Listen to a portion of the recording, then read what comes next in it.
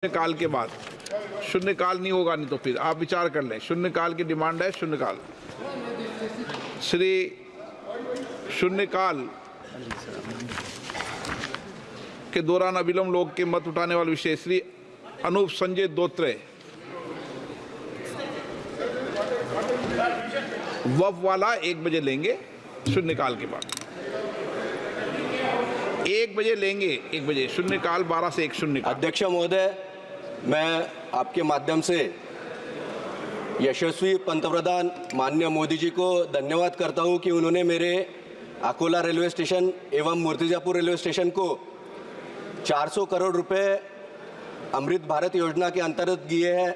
इस माध्यम से एक अच्छा मॉडर्न स्टेशन का काम, जिसमें शॉपिंग मॉल एवं अन्य सुविधाएं स्टेशन पे की जा रही है। आपके माध्यम से मैं माननीय रेलवे मंत्री जी से विनती करता हूं कि महाराष्ट्र की राजधानी एवं उपराजधानी मुंबई और नागपुर, इसके बीच वंदे भारत रेलवे सेवा शुरू की जाए। इस रूट पे महाराष्ट्र का दैवत संत गजानन महाराज का मंदिर आता है, एक स्टेशन इस रूट पे आता है। साथ ही साथ सर्विस सेक्टर के लिए नागपुर, अकोला, भुसावल, नासिक एवं मुंबई लोग यात्रा करते हैं। वंदे भारत रेलवे के माध्यम से एक अच्छी कनेक्टिविटी इसलिए मिलेगी। साथ ही साथ जॉब सेक्टर में होने वाले लोगों के परिवार इस रूट पे यात्रा करते हैं। बड़ी मंडियां जो मुंबई और नासिक में है, यहाँ पे माल बेचने के लिए किसान रेलवे में यात्रा करता है, इससे यात्री को एक अच्छी मदद मिलेगी। साथ ही साथ इस रूट पे बड़ी बड़ी शिक्षण संस्था है जहाँ पे विद्यार्थी शिक्षा लेते हैं। मैं आपके माध्यम से माननीय रेलवे मंत्री जी को विनती करूँगा कि इस रूट पे जल्द से जल्द वंदे भारत रेलवे शुरू की जाए। इस रूट पे मुझे बताया गया है कि कंजेशन की बड़ी समस्या है। इस समस्या को भी दूर करते हुए रेलवे का ट्रिपलिंग का काम जल्द से जल्द करके वंदे भारत यहाँ पे शुरू की जाए, ये मेरी रिक्वेस्ट है। धन्यवाद। आदरणीय सदस्य श्री हरेंद्र सिंह मल्लिक जी।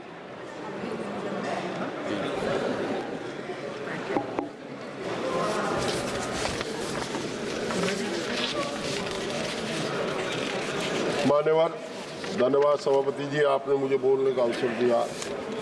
मान्यवर, मैं आपके माध्यम से एक अति लोक महत्व के प्रश्न को सदन एवं सरकार के संज्ञान में लाकर कार्रवाई की मांग करता हूँ। मान्यवर, उत्तर प्रदेश के जनपद मुजफ्फरनगर में भूमाफियाओं स्थानीय प्रशासन से मिलकर एक बड़े भूभाग को, जो पिछले 500-700 साल से बसा हुआ शहर का भाग था, उसे शत्रु संपत्ति घोषित कर दिया, ताकि जो मुजफ्फरनगर का दक्षिण का भाग है, जहां एक सत्तासीन व्यक्ति की कॉलोनी है, प्राइवेट कॉलोनी, प्राइवेट बिल्डर्स को लाभ हो सके। यही नहीं मान्यवर, आज वहाँ उस कॉलोनी के गांधी कॉलोनी, द्वारकापुरी, सनातन कॉलोनी, इस कॉलोनी के लोग आज ना बैंक से लोन ले पा रहे हैं, ना कुछ पा रहे हैं। मान्यवर, अब भूमाफियाओं की निगाह धार्मिक स्थलों पर पड़ी है। रेलवे स्टेशन के सामने शहर के बीचों बीच स्थित एक धार्मिक स्थल, जिसकी स्थापना 1900 के लगभग रुस्तम अली खां साहब ने की थी और जिनका देहांत 1918 वर्ष में हो गया था, यानी कि उसकी स्थापना, मस्जिद की स्थापना ऐसे व्यक्ति ने की जिसका जन्म भी हिंदुस्तान में हुआ और मृत्यु भी हिंदुस्तान में हुई।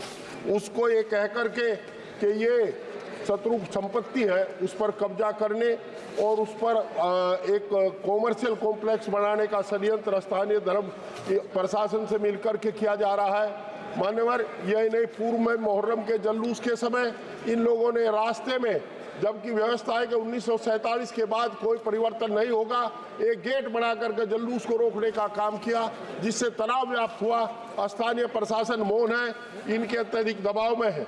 मान्यवर, राजस्व अभिलेख में 1325 फसली वर्ष यानी सन 1918 में भी वहाँ इन धार्मिक स्थलों के होने का जिक्र है, सराय होने का जिक्र है। मान्यवर, मैं आपके माध्यम से सदन सरकार से अनुरोध करता हूं कि प्रदेश सरकार को निर्देशित करें कि ऐसे अधिकारियों को, जिनकी मिली भगत से ये ऐसा काम कर रहे हैं, इनको विरुद्ध प्रभावी कार्रवाई की जाए और किसी भी तरह का धार्मिक स्थल में परिवर्तन ना हो। धन्यवाद। धन्यवाद। Shri BK श्रीकंदन ji. Sir, Chairman, sir. Chairman, sir.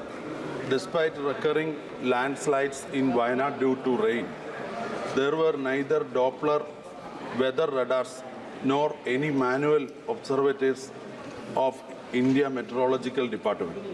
The Union government has approved putting upon X-band radar with an observation range of 100 kilometers in the year 2023 in Kozhikode, which will cover Wayanad as well, but the site inspection has not been completed even till today. Manual observatories are essential for assessing many climate conditions that are lacking in Wayanad. It has been a long pending demand of Kerala for permanent weather radar in North Kerala, but it is yet to be installed. So what happened in Wayanad is because of the mishandling of the central government and therefore owing moral responsibility to what happened in Wayanad. The union government should be declare Wayanad tragedy as a national disaster and pay adequate compensation to everyone who suffered due to the tragedy in Wayanad. Such a tragedy Kerala has never experienced. Thank you, sir. Thank you. माननीय सदस्य श्री नलिन सुरेन जी। मैं आपके माध्यम से माननीय rail मंत्री जी का ध्यान आकृष्ट करना चाहता हूं कि झारखंड राज्य स्थित जामताड़ा जिला अंतर्गत पलस्थली रेलवे स्टेशन से अंडाल रेलवे स्टेशन तक जोड़ने की वाली रेल लाइन पर रेल परिचालन काफी समय से बंद पड़ा हुआ है। पलस्थली रेलवे स्टेशन से अंडाल रेलवे लाइन की लंबाई 27.09 किलोमीटर है। इस रेलवे स्टेशन से झारखंड राज्य के जामताड़ा से पश्चिम बंगाल के अंडाल तक ग्रामीणों के लिए आने जाने में एकमात्र सुविधा है। रेल का परिचालन नहीं होने के कारण लोगों को काफी कठिनाई का सामना करना पड़ता है। अतः जनहित में मैं सरकार से मांग करता हूं कि जामताड़ा स्थित पलस्थली से अंडाल तक रेल परिचालन शीघ्र चालू करने की कृपा करें। धन्यवाद जी। आदरणीय सदस्य श्री गणेश सिंह जी।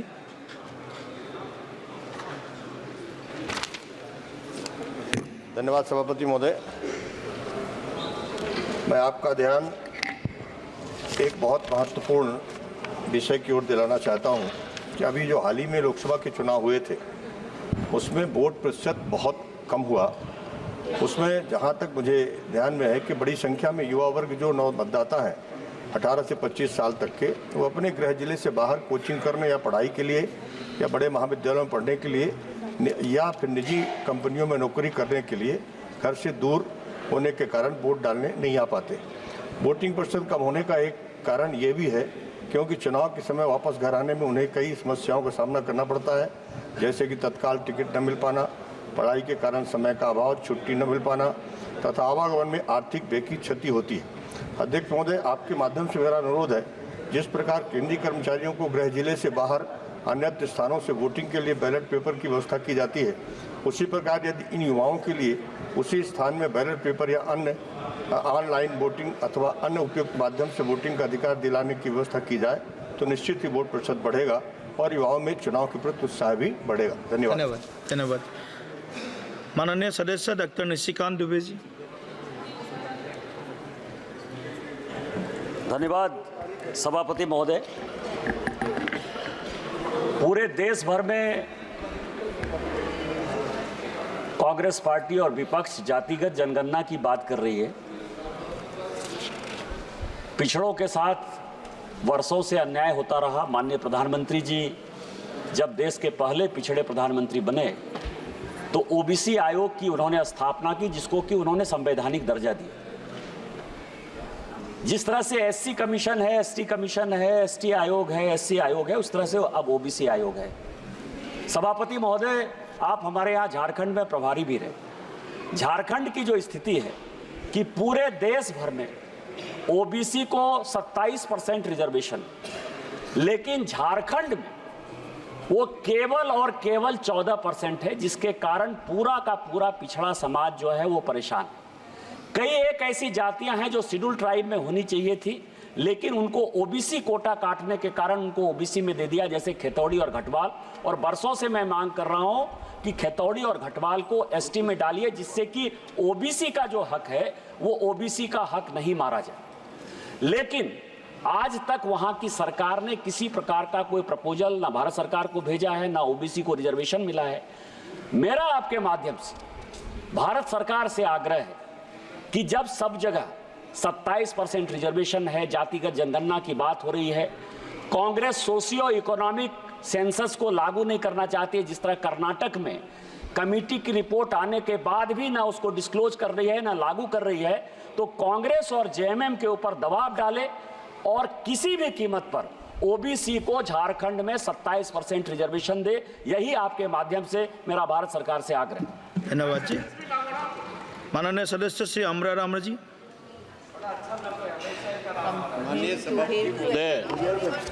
मैं आपके माध्यम से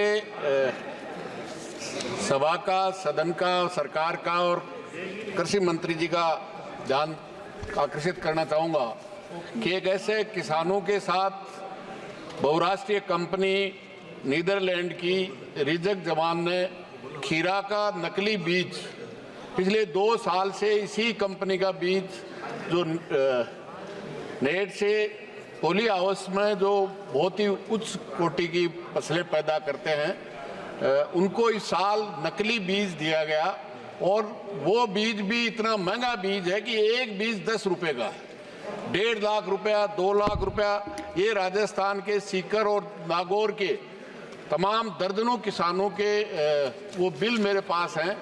करोड़ों रुपए की फसल इस बहुराष्ट्रीय कंपनी नीदरलैंड ने किसानों को चीट करने का राजस्थान में भी काम किया है। निश्चित रूप से वहाँ विषय था ककड़ी उत्पादकों क्या विषय, ककड़ी उत्पादक का विषय था। विषय आपका ककड़ी उत्पादक वाला था, दूसरा विषय बोल रहा है। वही है जो नकली खीरा का बीज दे करके न केवल किसानों की फसल को जो करोड़ों रुपए की, आप अंदाजा कीजिए 2-2 लाख रुपए का बीज कंपनी से लिया और किसी भी तरह की फसल पैदा 10% भी नहीं हुई, जिसका उत्पादन बीमारियों से मुकाबले का था। 2 साल ठीक से दिया, इसलिए विश्वास करके लोगों ने इसको खरीदा है। मेरा निवेदन है कि वहाँ के कृषि विभाग ने कंपनी और अधिकारी 10 अधिकारियों की टीम बना करके भेजा। एक जगह जाने के बाद कंपनी का जो रिप्रेजेंटेटिव था वो वहाँ से भाग गया, क्योंकि सरकार कंपनी किसानों के उस मुआवजे को नहीं देना चाहती। इसलिए मेरा आपके माध्यम से निवेदन है कि निश्चित रूप से न केवल ये राजस्थान में, जबकि बहुराष्ट्रीय कंपनी है, तो देश के अन्य जो नेट से फसल करते हैं उनमें भी इस कंपनी ने बीज दिया होगा। तो तमाम देश में इस नकली बीज ये कंपनी नीदरलैंड की कंपनी ने जो दिया है उनके खिलाफ कार्रवाई की जाए और किसानों को जो नुकसान हुआ है निश्चित रूप से उसकी भरपाई कराई जाए। क्योंकि अगर कोर्टों में चक्कर काटेगा तो एक साधारण किसान देश के कोर्टों में चक्कर नहीं काट सकता। क्योंकि इस तरह की कंपनियां जो बीज और खाद में जिस तरह से नकली दे करके किसानों को लूटने का काम कर रही है, उनके खिलाफ सख्त से सख्त कार्रवाई की जाए। चाहे बीज का सवाल हो, चाहे खाद का सवाल हो, जो बहुराष्ट्रीय कंपनियां हो गया पूर्ति करती है, उनके जहां भी ऐसा हुआ है उसके खिलाफ कार्रवाई की जाए। माननीय सदस्य श्री बलराम नायक पोरिका।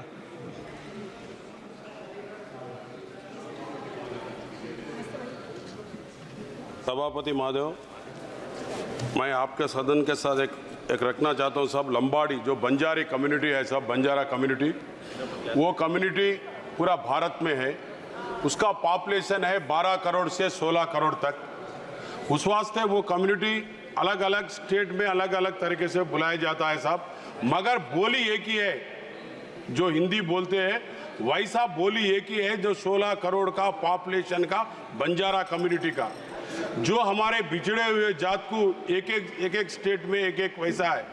कई दिल्ली में धरना हो चुके हैं, कई स्टेट में धरना हो चुके हैं, मगर उसको आज तक 8th शेड्यूल में मिलाना चाहिए साहब। 8th शेड्यूल में मिलाने से भारत में आज लंबाड़ी जो जाति है, हमारा 16 करोड़ पॉपुलेशन है, उस वास्ते इनको, ये जाति को आप कैसा भी करके आपके माध्यम से सरकार को मैं ये एक रिक्वेस्ट करना चाह रहा हूँ, वो 8th शेड्यूल में मिलाए। धन्यवाद। थैंक यू साहब। माननीय सदस्य श्री विवेक ठाकुर जी। धन्यवाद अध्यक्ष जी। अध्यक्ष जी, मैं आपके माध्यम से सदन का और जल शक्ति मंत्री जी का ध्यान बिहार राज्य के बक्सौती बराज परियोजना की ओर आकर्षित करना चाहता हूं, जो नवादा, शेखपुरा, जमुई और नालंदा 4 जिले के सूखा प्रभावित क्षेत्र के लिए एक बड़ा महत्वपूर्ण पहल। यह परियोजना सकरी नाटा नदी लिंक परियोजना का एक हिस्सा है, जो दक्षिण बिहार हरोवर बेसिन का हिस्सा है। इसके अतिरिक्त नवादा के कौआकुल ब्लॉक में भी नाटा नदी के ऊपरी धारा पर एक और बराज का प्रस्ताव भी। महोदय, नवादा और शेखपुरा दोनों आकांक्षी जिले, जहां का मैं प्रतिनिधित्व इस सदन में करता हूं, और महोदय इन दोनों जिलों की स्थिति सिंचाई और पेयजल के मामले में अति गंभीर है। कई स्थानों पर तो 350-400 फीट पर भी जाके पानी मिलता है। यह परियोजना पुनर्निर्मित अपर सकरी जलाशय परियोजना का हिस्सा है, जिसे सन 1974-75 में प्रारंभिक रूप से परिकल्पित किया गया था। एक पूर्व प्रस्ताव में गिरिडीह जिले के जोरीसिरी गांव के पास सकरी नदी पर लगभग 232 मीटर लंबा बांध बनाने का भी प्रस्ताव था, जो सकरी और नाटा नदी के संगम पर था। राज्य के विभाजन के बाद झारखंड सरकार ने इस परियोजना का अनुसरण नहीं किया और राज्य की सीमा के भीतर स्थित क्षेत्रों के डूबने के कारण इसे अनुमति नहीं दी। सतही और भूजल संसाधनों के संयुक्त उपयोग की तकनीकी व्यवहार्यता को ध्यान में रखते हुए बिहार सरकार ने बक्सौती बैराज के निर्माण के लिए एक नए प्रस्ताव का समर्थन किया। 28 अगस्त 2016 को अध्यक्ष जी झारखंड और बिहार के प्रतिनिधियों के साथ सेंट्रल वाटर कमीशन, केंद्रीय जल आयोग द्वारा आयोजित संयुक्त बैठक में झारखंड राज्य ने उल्लेख किया कि सकरी उप बेसिन में झारखंड राज्य की कुल सिंचाई, घरेलू और औद्योगिक जल आवश्यकताएं क्षेत्र में उपलब्ध कुल जल से अधिक है और झारखंड बिहार को बक्सौती बैराज परियोजना के निर्माण के लिए एनओसी देने की स्थिति में नहीं है। यदि बक्सौती बैराज परियोजना को मंजूरी दी जाती तो भविष्य में जल की कमी की स्थिति में इसे जिम्मेदार नहीं ठहराया जा सकता। इसी क्रम में एक संयुक्त बैठक में सकरी उप बेसिन में उपलब्ध सतही जल के उपयोग के लिए एक समझौता भी हुआ, जिसमें सकरी नदी के कुल 159.20 मिलियन क्यूबिक मीटर और नाटा नदी के 16.59 मिलियन क्यूबिक मीटर सतही जल और भूजल का उपयोग संयुक्त रूप से किया जाना तय हुआ। इस संयुक्त उपयोग की तकनीकी व्यवहार्यता के आधार पर एक संशोधित परियोजना रिपोर्ट तैयार करने का निर्णय लिया गया, जो अभी भी अधर्म है। अब समाप्त कीजिए। बस उपरोक्त निर्णय झारखंड द्वारा सिंचाई, घरेलू आपूर्ति, पशुधन आवश्यकता और औद्योगिक आवश्यकताओं की मांग को बिना किसी दावे, विशिष्ट जानकारी के आधार पर लिया गया, जबकि बिहार की 1958 से प्रतिबद्ध सिंचाई उपयोग को पूरी तरह से पूरा नहीं किया गया। मैं आपके माध्यम से यह आग्रह करता हूं सेंट्रल वाटर कमीशन से कि दोनों राज्यों को फिर से पुनः बैठाएं और टू मेक इट हैपन वाला अप्रोच के साथ इसको अप्रोच करें। जिस प्रकार से जम्मू कश्मीर में चिनाब नदी का पुल बनाकर असंभव को संभव किया गया, इस प्रकार से इसको भी दोनों को हित में ध्यान रखते हुए, ये लाखों किसानों की जिंदगी की बात है, इसको जब पुनः बैठाया जाए। धन्यवाद। माननीय सदस्य श्री ओम प्रकाश भोपाल सिंह, राजे निंबालकर। धन्यवाद सभापती महोदय। मी आपल्या माध्यमातून सरकारचं लक्ष अतिशय महत्त्वाच्या विषयाकडे वेधू इच्छितो। सभापती महोदय, आपण बघितलं असेल राष्ट्रीयकृत बँका शैक्षणिक कर्ज देत असताना त्या विद्यार्थ्याला शैक्षणिक कर्ज देत असताना जर येणे झालेली प्रॉपर्टी त्याच्याकडे असेल, त्याच्या कुटुंबात असेल, तरच शैक्षणिक कर्ज त्याला त्या ठिकाणी दिलं जाते। सभापती महोदय, मला आपल्या माध्यमातून सरकारला विचारायचं आहे की आता माझ्या मतदारसंघामध्ये एक दुनेभांडी करणारी एक महिला होती, तिची मुलगी त्या ठिकाणी नीटला सिलेक्ट झाली। एक भेळचा गाडा चालवणारा माणूस त्या ठिकाणी होता, त्याचा मुलगा त्या ठिकाणी नीटच्या परीक्षेसाठी सिलेक्ट झाला। सभापती महोदय, ह्या गोरगरिबाच्या मुलांनी डॉक्टर, इंजिनियर व्हायचं नाही का? त्यांना शैक्षणिक कर्ज द्यायचं असेल तर बँक त्यांना येणे झालेली प्रॉपर्टी त्या ठिकाणी मागते। कुठून येणे झालेली प्रॉपर्टी आणायची त्यांनी? आणि त्यांच्याकडे येणे झालेली प्रॉपर्टी नसल्यामुळं त्या ठिकाणी त्यांना शैक्षणिक कर्ज दिलं जात नाही। सभापती महोदय, अतिशय गंभीर विषय आहे। मी आपल्या माध्यमातून सन्माननीय वित्तमंत्री महोदयांना विनंती करतो की त्यांनी या ठिकाणी शैक्षणिक कर्ज देत असताना जी येणे झालेली प्रॉपर्टीची अट आहे ती त्या ठिकाणी तात्काळ रद्द करावी, नाहीतर सभापती महोदय ह्या गोरगरिबाच्या मुलांनी त्या ठिकाणी डॉक्टर इंजिनियर कसं व्हायचं हा माझा पहिला प्रश्न आहे. सभापती महोदय, पीक कर्ज वाटप करत असताना सुद्धा आपल्याला मला सांगायचं आहे की त्या ठिकाणी शेतकऱ्याला पीक कर्ज वाटपाचं टार्गेट त्या ठिकाणी जिल्हानिहाय दिलं जातं. सभापती महोदय, धाराशिव जिल्ह्यामध्ये साधारणतः 1500 कोटीचं टार्गेट त्या ठिकाणी खरीपाच्या पीक कर्जाचं दिलं गेलं, पण प्रत्यक्षात वाटप होताना फक्त 53% वाटप त्या ठिकाणी शेतकऱ्याला त्या ठिकाणी झालं. सभापती महोदय, मग शेतकऱ्यापुढं खाजगी सावकाराकडे जाण्याशिवाय कुठला पर्याय त्या ठिकाणी शिल्लक राहतो? माझी आपल्या माध्यमातून विनंती आहे की त्या ठिकाणी राज्य सरकारनं सांगितलंय की शेतकऱ्याला पीक कर्ज वाटप करत असताना तुम्ही सिव्हिल बघू नका म्हणून सांगितले. सभापती महोदय, शेतकऱ्याचं त्या ठिकाणी सिव्हिल बघितल्याशिवाय कर्ज दिलं जात नाही. 4-4 महिने त्या ठिकाणी फाईल त्या ठिकाणी राष्ट्रीयकृत बँकेत दाखल केलेले असतात. सभापती महोदय, 4-4 महिने त्याला पीक कर्ज दिलं जात नाही. RACCच्या नावाखाली सगळा खेळ चालू आहे. सभापती महोदय, माझी कळकळीची विनंती आहे, विजय मल्ल्या सभापती महोदय एवढं मोठं कर्ज बुडून त्या ठिकाणी पळून गेला, त्याचं कुणी काही केलं नाही. बिचारा शेतकरी 1 लाख 2 लाख 3 लाख त्या ठिकाणी कर्ज शेतीवर घेतोय. सभापती महोदय, त्या ठिकाणी ह्या सगळ्या अटी रद्द करून जे टार्गेट त्या ठिकाणी राष्ट्रीयकृत बँकेला दिलंय ते टार्गेट राष्ट्रीयकृत बँकेने त्या ठिकाणी पूर्ण केलं पाहिजे, ही माझी कळकळीची विनंती आपल्या माध्यमातून केंद्र सरकारकडे आहे. धन्यवाद माननीय सभापती महोदय. मी महाराष्ट्रातील यवतमाळ जिल्ह्यातील वाढत्या गुन्हेगारीबद्दल बोलण्यासाठी उभा आहे. गुन्हेगारी ही एक गंभीर समस्या आहे ज्यामुळे समाजाची शांतता आणि सुरक्षितता धोक्यात आली आहे. गेल्या काही वर्षात जिल्ह्यातील गुन्हेगारीचे प्रमाण सातत्याने वाढले आहे. चोरी, दरोडा, खून, महिलांची छेडछाड अशा गंभीर गुन्ह्यामध्ये ही वाढ दिसून आली आहे. सभापती महोदय, सायकलला सायकल लागली तर खून होण्याचे प्रकार यवतमाळमध्ये घडत आहे. समाज माध्यमावरती उपलब्ध असलेल्या माहितीनुसार गतवर्षी यवतमाळमध्ये 77 खुनाची नोंद झालेली आहे. महाराष्ट्रात सर्वात जास्त क्राईम रेट यवतमाळ शहराचा आहे. 32 अट्टल गुन्हेगार आहेत. 4 टोळ्या यवतमाळ शहरामध्ये कार्यरत आहेत. मागील वर्षी एकूण 13 दरोडे गुन्ह्याची नोंद झाली आहे. जबरन चोरीच्या घटना 89 घडलेल्या आहेत. मंगळसूत्र चोरी, महिलांची छेडछाड मोठ्या प्रमाणावर वाढल्या आहेत. गुन्हेगारी इतकी वाढली आहे की बंदुकीच्या धाकावरती घरे, दुकाने लुटली आहेत. सभापती महोदय, यातून दिसून येते की शेतकरी आत्महत्यासाठी कुप्रसिद्ध असलेल्या या यवतमाळ जिल्ह्यातील हिंसक गुन्ह्यामध्ये, विशेष खुनाच्या घटनांमध्ये चिंताजनक वाढ होत आहे. सभापती महोदय, विशेष चिंतेची बाब आहे की या गुन्ह्यामध्ये अल्पवयीन मुलांचा सहभाग आहे. दारू, गांजा, गुटखा यासारख्या अवैध पदार्थाची सहज उपलब्धता असल्यामुळे परिस्थिती आणखी बिघडत चाललेली आहे.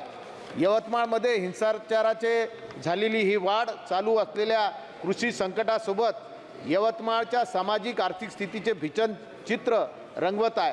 सभापती महोदय, मी आपल्या माध्यमातून सरकारकडे विनंती करतो की ही हिंसाचाराची वाढती लाट थांबण्यासाठी आणि यवतमाळमध्ये शांतता प्रस्थापित करण्यासाठी, या समस्यावर उपाय शोधण्यासाठी आपण जलद आणि ठोस पावले उचलली पाहिजेत. सभापती महोदय, गुंडाची दहशत लोकसभेच्या निवडणुकीच्या दरम्यान मतदानाच्या दिवशी मतदान केंद्राच्या बाहेर भीती आणि पैशाचे आमिष दाखवून त्या ठिकाणी पॅरेलल दुसरी यंत्रणा त्या ठिकाणी निर्माण केली. गरीब आणि सामान्य लोकांना मतदानापासून वंचित त्या ठिकाणी ठेवण्यात आलं. एक वेगळ्या प्रकारची शाई लावून लोकांना मतदान त्या ठिकाणी करू दिलं नाही. एवढ्या प्रकारची दहशत या ठिकाणी मोठ्या प्रमाणावर निर्माण झालेली आहे. मी अध्यक्ष महोदय, पोलीस दल वाढवून या ठिकाणी आधुनिक तंत्रज्ञान व उपकरणाची सुसज्ज केले पाहिजेत. बेरोजगारी आणि गरिबी कमी करण्यासाठी रोजगार निर्मितीचा कार्यक्रम सुरू केले पाहिजेत. अंमली पदार्थाचे व्यसन टाळण्यासाठी जनजागृती मोहीम आणि पुनर्वसन केंद्र उघडली पाहिजेत. मी आपल्या माध्यमातून महिलांच्या सुरक्षेसाठी विशेष पावले उचलण्यात यावी व हेल्पलाईन सुरू करण्यात यावी, हीच सभापती महोदय आपल्या सर्वांना विनंती करतो. धन्यवाद. माननीय सदस्य श्री मुरारीलाल मीना जी. सभापति महोदय, मैं आपका ध्यान सड़क एवं परिवहन मंत्री आपके माध्यम से उनको आकर्षित करना चाहता हूं कि राष्ट्रीय राजमार्ग 121 जो कि राजस्थान के आगरा से लेकर के बीकानेर तक जाता है और दौसा, जयपुर, झुंझुनू, सीकर, चूरू सर इसका निर्माण 30 वर्ष पूर्व हुआ था और इस पर जब निर्माण हुआ था तो उस टाइम कुछ ऐसी तकनीकी खामियां रह गई, कुछ ऐसे ब्लॉक स्पॉट्स रह गए, उसमें ज़बरदस्त एक्सीडेंट होते हैं, कोई ट्रैफिक भी बहुत ज़्यादा इस टाइम बढ़ गया। सर मेरा निवेदन ये है कि जितने भी वहाँ पे क्रॉसिंग्स हैं, चाहे शहरों के बाईपास पे एंट्री पॉइंट हैं शहरों के, चाहे अपने वैसे क्रॉसिंग्स हैं, वो सारे क्रॉसिंग्स पे जो फ्लाईओवर बनाए गए हैं वो 1 किलोमीटर आगे या 1 किलोमीटर पीछे बना दिए गए। और मैं समझता हूँ देश में कोई भी ऐसा हाईवे नहीं है जिस पर ये क्रॉसिंग आगे पीछे बनाए गए हो। सब जगह चौराहे पे क्रॉसिंग बनते हैं, लेकिन एकमात्र ऐसा हाईवे देश का ये, इस पे सारे क्रॉसिंग पे कहीं भी फ्लाईओवर नहीं बनाए गए, आगे पीछे बनाए गए। और जो हमारे दौसा शहर है विशेषकर, उसका एंट्री पॉइंट पे भी फ्लाईओवर नहीं बनाया गया, उसका आउटर पॉइंट पे फ्लाईओवर नहीं बनाया गया। तो मेरा आपके माध्यम से निवेदन है कि जितने भी ब्लॉक स्पॉट है उन पर इम्प्रूवमेंट किया जाए और वो सारे फ्लाईओवर चौराहे पर बनाए जाए ताकि एक्सीडेंट कम हो सके। दूसरा एक निवेदन और है, एक हाईवे 200 का और गुजरता है 48 नंबर का, वो खाटू श्याम जी को जोड़ता है सीधा, और उत्तर प्रदेश से मध्य प्रदेश से बहुत ज़्यादा ट्रैफिक लोड उस पर ऊपर है, वो भी 2 लेन का है। हम आपके माध्यम से चाहते हैं, अब सरकार से चाहते हैं कि उसको 4 लेन किया जाए, उस पर भी रोज़ एक्सीडेंट होते हैं। ये 2 ऐसे कारण हैं टेक्निकल जिनकी वजह से नेशनल हाईवे 121 और नेशनल हाईवे 48 पर ज़बरदस्त एक्सीडेंट होते हैं। हर माह 2-4 मौत हो जाती है। तो मेरा निवेदन है इनमें सुधार किया जाए। अपने परिवहन मंत्री जो है नहीं यहाँ पर, मेरा निवेदन ये है कि काफ़ी अच्छे हैं रोड के मामले में, उन्होंने काम भी देश में बहुत किया है, तो इन दोनों रोडों पर जरूर गौर करेंगे, इनमें सुधार करेंगे। बहुत बहुत धन्यवाद। धन्यवाद। आदरणीय सदस्य श्री विजय कुमार दुबे जी। अध्यक्ष जी, नेपाल और बिहार से लगा कुशीनगर क्षेत्र हमारा है, जहां खेती किसानी से जुड़े लगभग 95% लोग निवास करते हैं और इन सभी किसानों का मुख्य आय का स्रोत गन्ने की खेती पर ये निर्भर है। पूर्ववर्ती सरकारों के समय में गन्ना किसानों के सामने तो बहुत दुश्वारियाँ थी। 1 साल गन्ना लगाते थे और 3 साल में भुगतान पाते थे। हमारे यशस्वी माननीय मुख्यमंत्री जी के प्रयासों से ये दुश्वारियाँ गन्ना किसानों का पूर्णतः समाप्त हो चुका है। पेराई सत्र में ही उनका भुगतान मिल जाता है। लेकिन चूंकि हमारे लोकसभा क्षेत्र में गन्ने का पैदावार बहुत ज़्यादा होता है और ये अपने गन्ने की पेराई के लिए गोरखपुर के पिपराइच मिल हो या महाराजगंज के गडौरा मिल या बिहार ले जाने को बाध्य होते हैं। हमारा आपके माध्यम से माननीय कृषि मंत्री जी से आग्रह भी है, सुझाव भी है कि चूंकि हमारे यहाँ इंडियन पोटास लिमिटेड बड़ी कंसर्न है, दूसरा ढाड़ा शुगर मिल जो कि बिरला ग्रुप का बड़ी कंसर्न है, इन दोनों मिल पर वो तैयारी भी किए हैं। अगर माननीय कृषि मंत्री जी का प्रोत्साहन मिले तो एथेनॉल मिल से जोड़ दिया जाए। और दूसरा माननीय अध्यक्ष जी, आपके माध्यम से माननीय कृषि मंत्री जी से आग्रह है कि हमारे यहाँ लक्ष्मीगंज और कटकुइयाँ के बंद पड़े चीनी मिल के स्थल पर अगर पुराने कल पुर्जों वाले इस शुगर फैक्ट्री का मशीनरी नया कर दिया जाए तो गन्ना किसानों के लिए बहुत सहायक होगा। धन्यवाद। धन्यवाद जी। आदरणीय सदस्य श्री जुगेंद्र संदोलिया जी।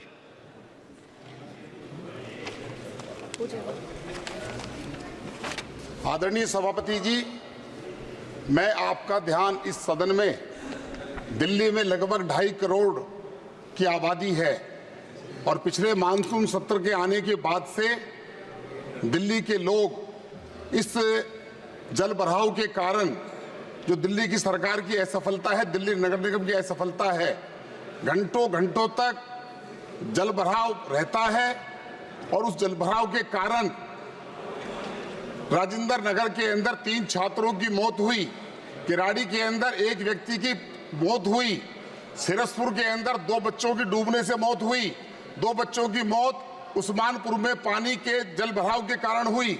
मैं जिस क्षेत्र से उत्तर पश्चिम लोकसभा से आता हूं, आपका ध्यान दिलाना चाहता हूं कि रोहतक रोड, जो दिल्ली रोहतक रोड के नाम से जाना जाता है, यहां से बहादुरगढ़ से लेकर दिल्ली से लोग हरियाणा पंजाब जाते हैं। लाखों की संख्या में लोग इसी प्रकार से दिल्ली रोहतक रोड के माध्यम से आते हैं। टीकरी गांव से लेकर पीरा गढ़ी तक की हालत ये है कि 3-3, 4-4 फुट पानी। कल रात को बारिश हुई थी, आज भी पानी वहां भरा पड़ा है। दिल्ली सरकार की लापरवाही के कारण, दिल्ली नगर निगम की लापरवाही के कारण लोग वहां पर जूझ रहे हैं। 2-2 घंटे तक कोई भी व्यक्ति 2 किलोमीटर से ज्यादा चल नहीं पाता। घेवरा, मुंडका, ज्वालापुरी, नांगलोई, राजधानी पार्क के अंदर 3-3 फुट पानी आज भी खड़ा हुआ है। माननीय अध्यक्ष जी, मैं आपके माध्यम से ये मांग करना चाहता हूं कि जो हमारे संबंधित मंत्री हैं इसकी वह देखें और उसको निजात दिलाएं। दिल्ली सरकार के कारण लगभग 190 करोड़ की एक योजना जो नालों की और सड़क की है, दिल्ली सरकार की कैबिनेट की बैठक ना होने के कारण वह पास नहीं हो पा रही है। उसके कारण दिल्ली के लोग जूझ रहे हैं। मेरा आपसे आग्रह है कि माननीय मंत्री जी जो भी इस संबंध विभाग के मंत्री हैं वे इस पर अवश्य कार्रवाई करें। आपने मेरी बात को ध्यान से सुना। यह समस्या पूरी दिल्ली की समस्या है। दिल्ली के लोगों को नार के जीवन में जीने को मजबूर होना पड़ रहा है। बहुत बहुत धन्यवाद। धन्यवाद जी।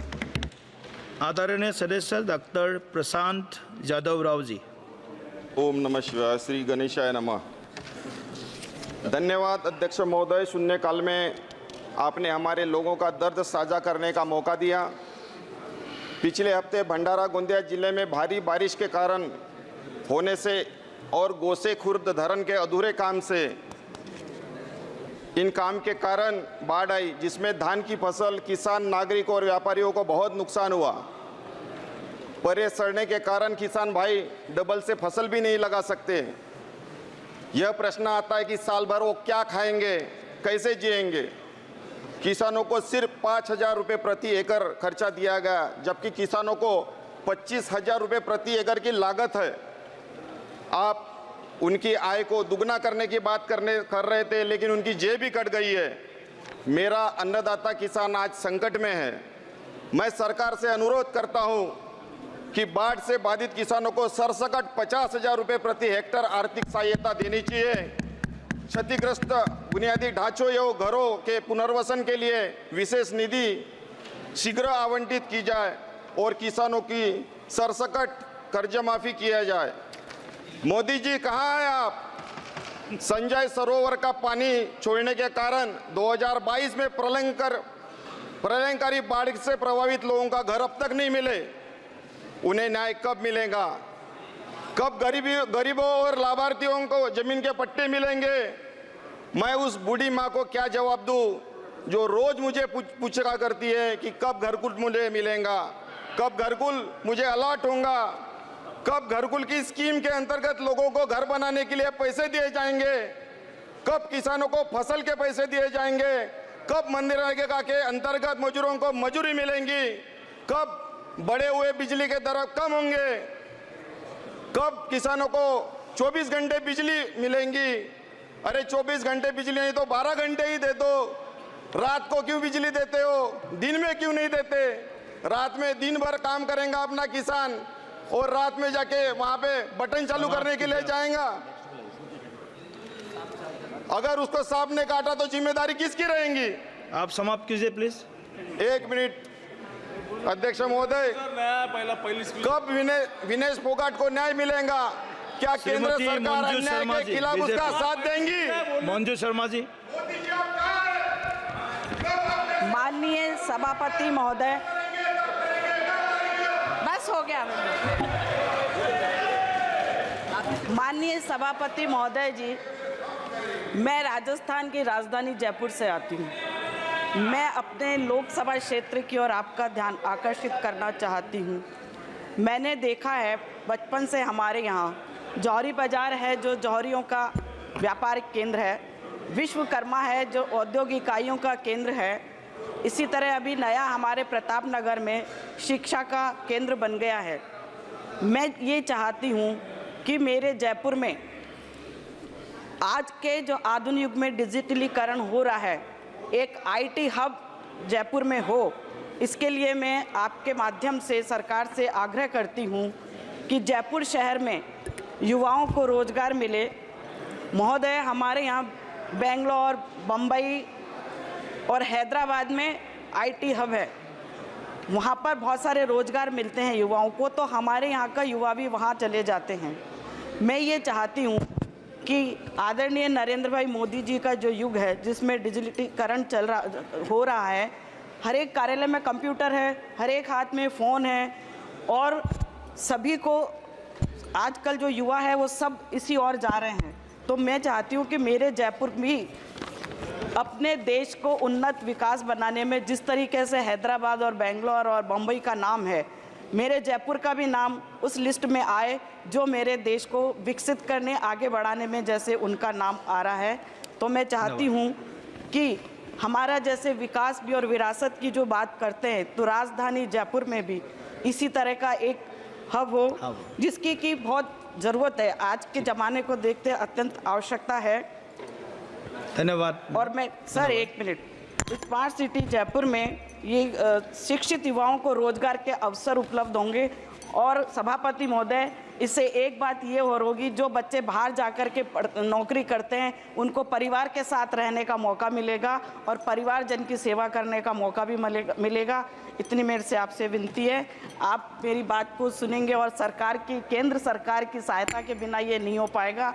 और मुझे पूरी उम्मीद है कि ये IT हब जयपुर में जरूर होगा। बहुत बहुत धन्यवाद, बोलने का मौका दिया, बहुत बहुत धन्यवाद। Honourable member Shri Durai Vaiko ji. Respected Chairperson, I would like to speak on a very emotional issue concerning our Tamil Nadu fishermen who have been attacked, killed and looted of their belongings by the Sri Lankan Navy for the past 40 years. Our Chief Minister, Mr. Stalin, in his recent letter to the External Affairs Minister, mentioned that more than 250 fishermen have been attacked, arrested during the last 7 months. Our Chief Minister has pointed out a valid fact that in this year 2024 alone, it has seen the highest number of such attacks by the Sri Lankan Navy. Sir, we have nearly more than 8 lakh fishermen engaged in fishing activities in 14 coastal districts starting from Chennai to Kanyakumari. Sir, I would like to bring to the attention of this House that more than 6,000 fishermen have been arrested, attacked and looted of their belongings by the Sri Lankan Navy during the past 20 years. Sir, more than 500 of these fishermen have lost their lives and some of their bodies were not even traceable, sir. Sir, I would like to bring to your attention that these fishermen and their families have undergone tremendous mental agony and stress. Many of their families, these families have lost their sole breadwinner. I have personally visited some of these families and shared their griefs. I've witnessed to tragedies where the children have lost their father, women have lost their husband, and parents have lost their only son. Sir, most of these fishermen belong to the backward districts of Ramanathapuram and Pudukkottai, where there is little rainfall and less resources. So fishing is the only livelihood, sir, and these fishermen have to go to the seas to ensure that their families do not go hungry. They live a hand-to-mouth existence, sir. Sir, our Chief Minister, current Chief Minister, previous Chief Ministers and various leaders from Tamil Nadu have appealed to this union government during the past 30 years to find a lasting solution. But, sir, the situation has become horrible and worse, sir, now. We, the people of Tamil Nadu and the Tamil Nadu fishermen, have lost hope on the central government, sir. Okay, sir, honourable member, your point has been noted. Okay. 1 minute, sir. 1 minute, sir. 1 minute, sir. Please conclude. 1 minute, sir. Sir, but the fishermen from other states have the necessary backing of the Coast Guard, Navy and the Union government whenever they get into trouble, sir. Sir, I do know, sir, that we had given the Kachativi island to Sri Lanka in 1974. I do know the fact that the Indo-Sri Lanka Kachativi agreement signed in 1974 and 76 has been diluted, taking away the rights of our fishermen, sir.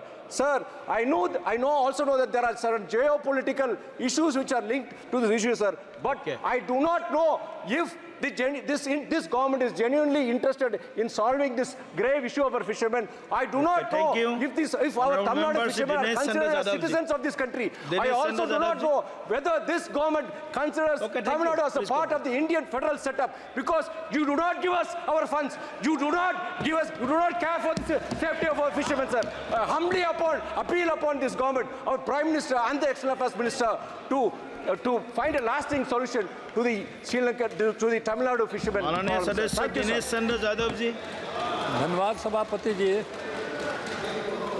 सभापति जी।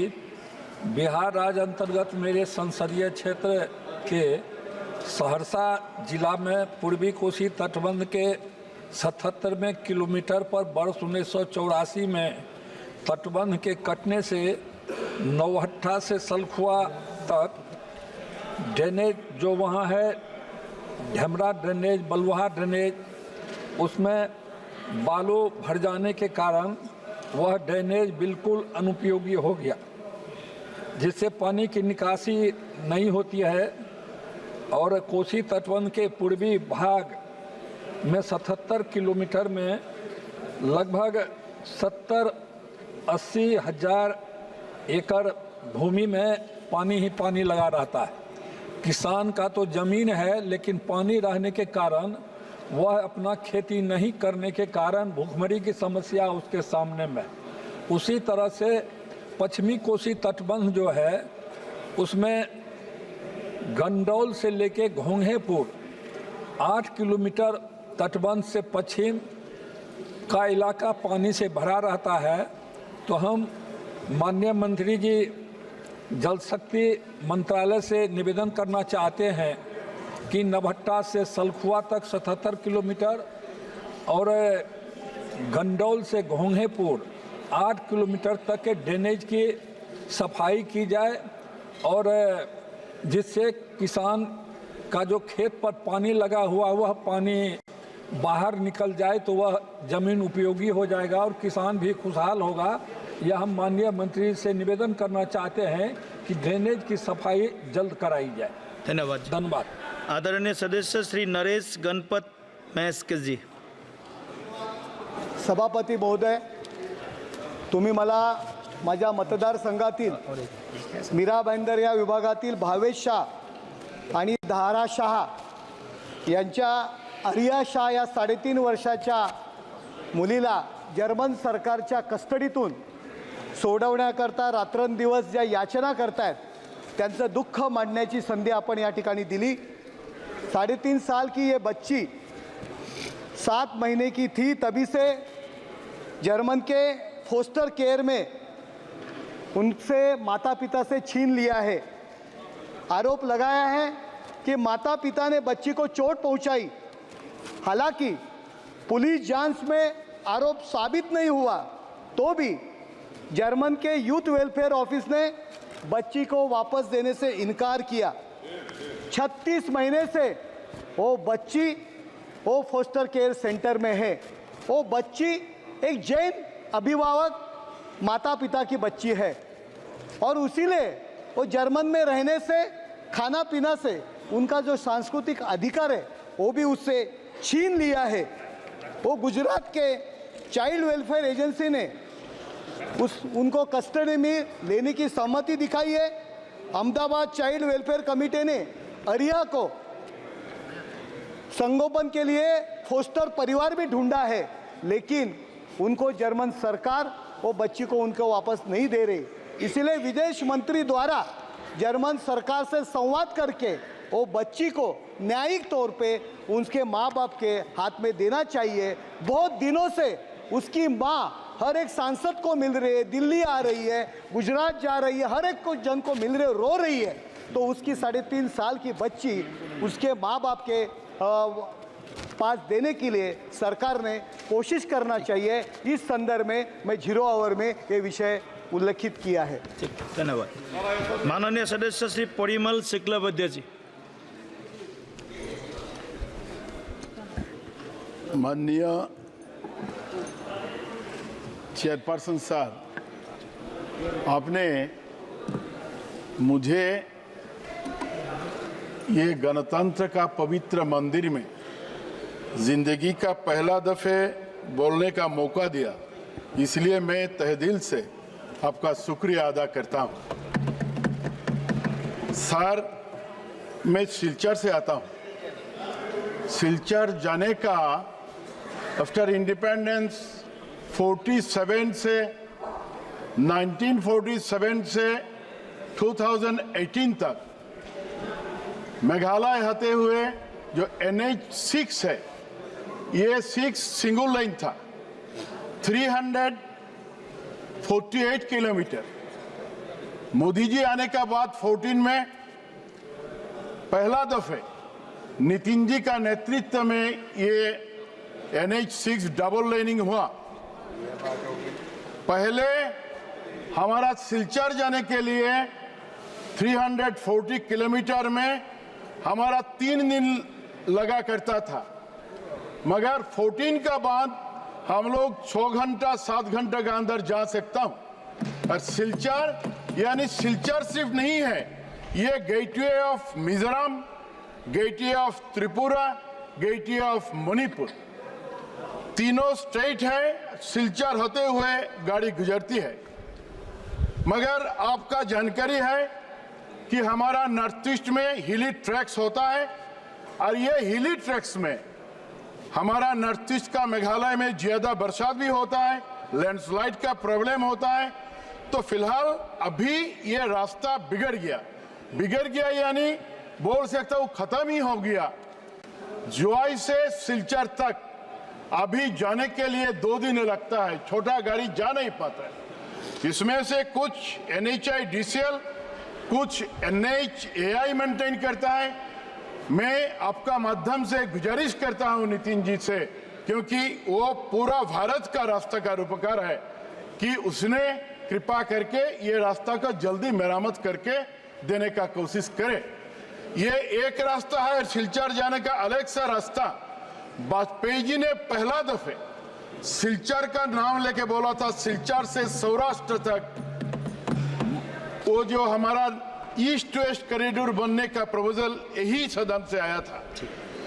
14 का पहले काम शुरू हुआ वाजपेयी जी का time पे, 10 साल ऐसा ही पड़ा रहा, खत्म हो गया, बिगड़ गया। मगर 14 का बाद में मोदी जी आने का बाद में ये रास्ता पे काम शुरुआत हुआ। कुछ काम तो हो ही गया, अभी 30 to 40 किलोमीटर बाकी है। हाफलोंग का बारे में आपका जानकारी है, तो इसी हाफलोंग का 30 किलोमीटर हो जाने से हम लोग सिलचर जा सकता हूं। तो इसलिए मेरा विनती है आपसे, मोदी जी आने का बाद नितिन जी का नेतृत्व में ये ईस्ट वेस्ट कॉरिडोर का काम शुरुआत हुआ, ये जल्दी हो, यही आपका माध्यम से मेरा विनती है। सिलचर सिटी का अंदर बीच में गुजरती हुई जो रास्ता है ज्यादा नहीं है, 2 किलोमीटर है। इस बार बरसात ज्यादा हुआ, ये भी NHIDCL देखता है।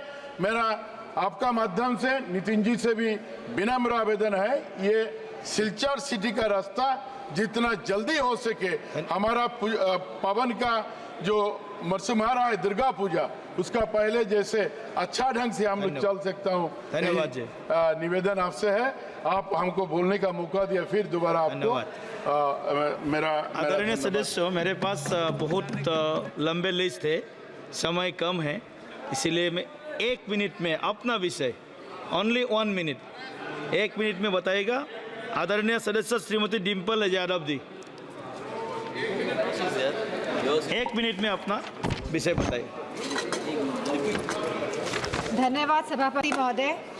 मैं आपका ध्यान अपने लोकसभा क्षेत्र मैनपुरी की तरफ आकर्षित करना चाहती हूँ, जहाँ के नगर पंचायत क्षेत्र किशनी में राष्ट्रीय राजमार्ग के सड़क चौड़ीकरण के दौरान NHAI द्वारा बड़ी मात्रा में अनियमितताएं बरती जा रही हैं, जिससे वहाँ क्षेत्र के लोगों को रोज़मर्रा का जीवन जीना दूभर होता जा रहा है।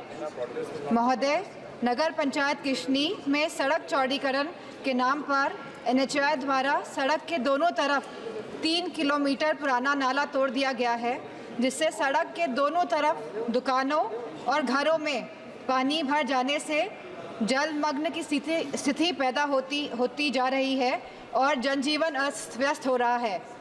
महोदय, चौड़ीकरण के दौरान आप मांग बताइए, आपका मांग बता दीजिए। हैंडपंप, बिजली के खंभे व सीवर लाइन को भी ध्वस्त कर दिया गया है। इस प्रकरण की शिकायत जिलाधिकारी के माध्यम से कई बार NHAI के अधिकारियों को की गई है, परंतु जल प्रभाव की समस्या का कोई भी निस्तारण नहीं हो पा रहा है। मैं आपके माध्यम से संबंधित मंत्रालय का ध्यान इस ओर आकर्षित करना चाहती हूँ। धन्यवाद। आदरणीय सदस्य श्री अनुराग ठाकुर जी। धन्यवाद सभापति महोदय। मैं देवभूमि वीरभूमि हिमाचल प्रदेश से आता हूं और इस पहाड़ी राज्य के लिए रेल की बहुत बड़ी आवश्यकता है। यूपीए के समय, कांग्रेस के समय हमारी बड़ी अनदेखी होती थी, कोई पैसा एक तरह से नहीं मिलता था। 108 करोड़ रुपया एवरेज साल का मिलता था, लेकिन अब मोदी जी की सरकार में, एनडीए सरकार में 25 गुना ज़्यादा बढ़ाकर 2700 करोड़ रुपया इस बार हिमाचल प्रदेश को दिया गया है। रेलवे के क्षेत्र में 4 अमृत भारत स्टेशन भी बनने जा रहे हैं, लेकिन जब कांग्रेस केंद्र में थी तब भी अनदेखी हिमाचल की करती थी। अब प्रदेश में इनकी सरकार है तो वहां पर भी जो अपने हिस्से का पैसा डालना है वो नहीं देती, जिसके कारण हमारे वहां पर रेलवे के विकास पे ग्रहण लगा है। मेरा अनुरोध आपके माध्यम से रेल मंत्री जी से इतना रहेगा कि केंद्र तो दिल खोल कर दे रहा है। 1700 करोड़ रुपया भानुपल्ली बिलासपुर रेलवे लाइन के लिए दिया, 500 करोड़ रुपया हमारा नंगल ऊना तलवाड़ा रेलवे लाइन के लिए दिया, 300 करोड़ चंडीगढ़ बद्दी रेलवे लाइन के लिए दिया, लेकिन राज्य की सरकार, कांग्रेस की सरकार, पेट्रोल डीजल के दाम बढ़ाने के बावजूद, जनता से पैसे लेने के बावजूद भी अपना हिस्सा नहीं दे रही है, जो बड़ा दुर्भाग्यपूर्ण है। धन्यवाद जी। आदरणीय सदस्य नीलेश लंके जी। नीलेश लंके। अति महत्त्वाच्या विषयावर लक्ष वेधित असून अध्यक्ष महोदय, प्रधानमंत्री आवास योजनेमध्ये काही बदल आवश्यक आहे। अध्यक्ष महोदय, विशेषतः माझ्या अहमदनगर जिल्हा हा क्षेत्रफळाच्या दृष्टीने सर्वात मोठा जिल्हा आहे, परंतु घरकुलाची संख्या कमी आहे। अध्यक्ष महोदय, महागाई पाहता ग्रामीण व शहरी घरकुलांच्या निधी फारच तुटपुंज आहे। घरकुलासाठी 1,20,000 व 12,000 शौचालयासाठी व 26 ते 28 हजार मनरेगा मंजुरी अशी मिळून एका घरासाठी 1,58,000 ते 1,60,000 रुपये मिळतात। तरी माझी मागणी आहे की कमीत कमी 4 लाख रुपये मिळणे आवश्यक आहे आणि घरकुलासाठी ग्रामीण भागामध्ये जागा उपलब्ध होत नाही। जागा उपलब्ध झाली तर उतारा मिळत नाही। तरी यावर दुरुस्ती करून माझ्या सर्वसामान्य जनतेला घरकुल जास्तीत जास्त मिळावी हीच मी या ठिकाणी विनंती करतो। थांबतो। श्रीमती सुश्री सयानी घोष जी। Thank you very much, sir. Sir, it is said that if you have a voice, you must use it for the voiceless. इसलिए सर, एनिमल क्रुएल्टी जैसे गंभीर मुद्दे पर आज इस सदन का ध्यान में आकर्षित करना चाहती हूँ। सर, भारत में लगातार पशुओं पर अत्याचार की घटनाएं सामने आ रही हैं and more than 20,000 cases have been registered in the past 10 years. 1,135 cases were reported across India in 2022 and 23 as per the Animal Welfare Board of India. Sir, over the years, much has been discussed about the inadequacies in the Prevention of Cruelty to Animals Act 1960, such as poor enforcement of this law and meager penalties of rupees 10 to 15 for cruelty towards stray animals. And in November 2022, the draft PC Amendment Bill 2022 was published by the Department of Animal Husbandry and Dairy for public comments. So the problem is, despite widespread public support in favor of the draft bill, it was not tabled in the Parliament. The draft bill includes significant amendments to the 1960 Act, including addition of new clause under Section 11, where gruesome or life-threatening cruelty would incur a penalty of 50,000 per animal or the animal cost with imprisonment of 1.3 years.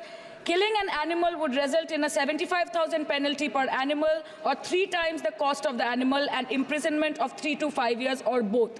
पर sir, ये और शब्द में ही समस्या है, क्योंकि जब तक ये और शब्द रहेगा तब तक फाइन्स देके ये क्रिमिनल माइंडसेट वाले लोग, उनको छुटकारा मिल जाएगा और पशुओं पे अमानविक अत्याचार की घटनाएं बढ़ती रहेगी।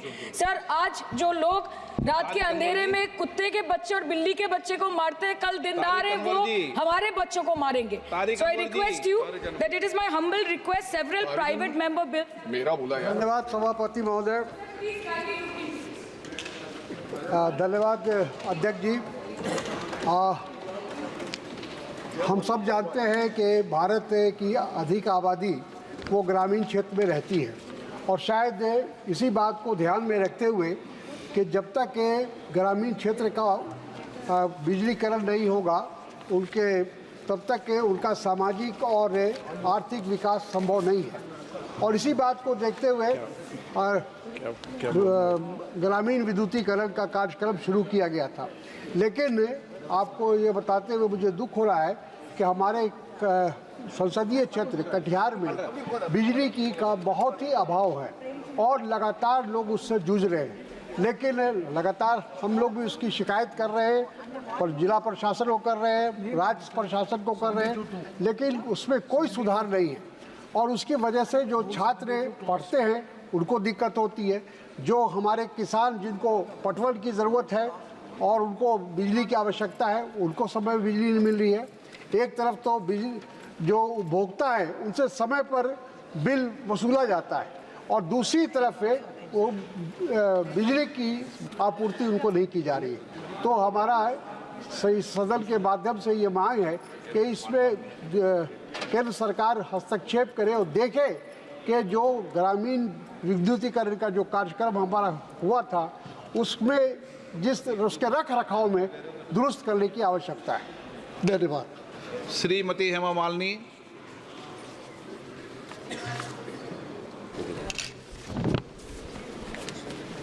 प्रधानमंत्री किसान ऊर्जा सुरक्षा एवं उत्थान महाअभियान तथा पीएम कुसुम योजना के तहत किसानों की निजी भूमि पर सोलर एनर्जी उत्पादन के लिए प्लांट लगाने का प्रावधान किया गया है। उद्देश्य अभी देखा गया है कि बुंदेलखंड के किसानों द्वारा इस दिशा में तेजी से कदम बढ़ाया गया, लेकिन उसका अनुभव इतना उत्साहवर्धक नहीं है। सोलर प्लांट के लिए लीज पर ज़मीन देने वाले किसानों को आकर्षक लाभ नहीं मिल पा रहा है, न फसल का अधिक उत्पादन हो रहा है और न ही सोलर एनर्जी का उत्पादन हो रहा है। मूल समस्या सोलर प्लेट की है। सरकार को सोलर प्लेट की इस प्रकार की प्रणाली खेतों में लगाने की आवश्यकता है, जिससे फसल का भी भरपूर उत्पादन हो, पर्याप्त ऊर्जा का भी उत्पादन हो। किसानों के हित में मेरा सरकार से सुझाव है कि जो सोलर प्लेट ज़मीन पर लगाया जाता है जिससे किसान खेती नहीं कर पाता है, उसी को खेत में पिलर्स के ऊपर लगाया जाए तो उसे लगाने से काफ़ी सुविधा मिलेगी। तो मेरा अध्यक्ष महोदय, मेरी सरकार से यही अनुरोध है कि कृषि और किसानों के हित में जुड़े मामले का जल्दी से जल्द निदान किया जाए। धन्यवाद। Item number